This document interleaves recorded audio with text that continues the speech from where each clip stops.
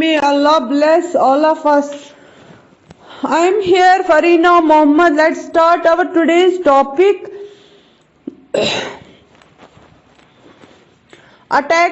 Response to attack of Mongol army. Mongol army जो थी attacked on Mohammad Tughlaq defeated Mongol army, और मोहम्मद तुगलक ने भी मंगोल आर्मी की तरह बड़ी आर्मी को खड़ा किया,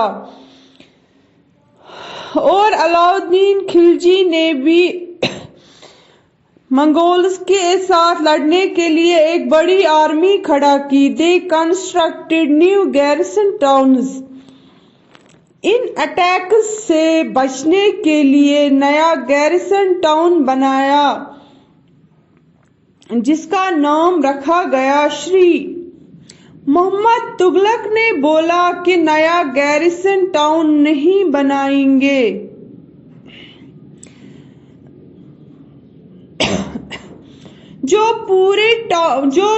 पुराने टाउन्स थे जहां रेजिडेंट्स रहते थे, उनको वहां से बाहर निकाला गया और दौलताबाद में नया कैपिटल बनाई गई।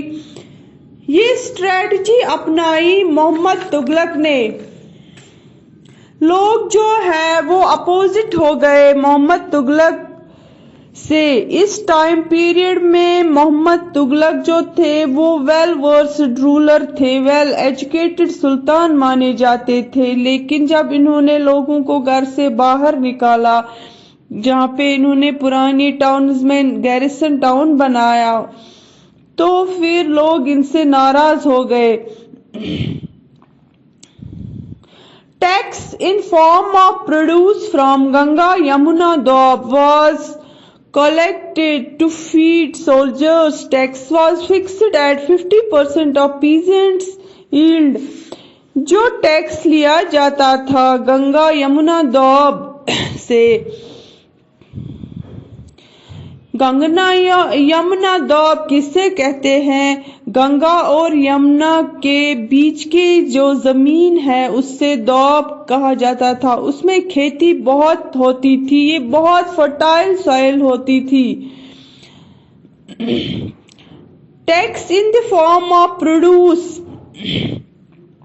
और फिर इस प्रोड्यूस से सोल्जर्स को फीड किया जाता था, क्योंकि अलाउद्दीन खिलजी का ये मानना था कि सोल्जर्स को ऐसे ही नहीं भेजना है मंगोल्स के साथ अटैक करने के लिए, लेकिन इनको खाना खिलाना भी है। तो ऐसे ही अलाउद्दीन खिलजी ने इनकी फूड डिमांड्स पूरी की। थैंक्स।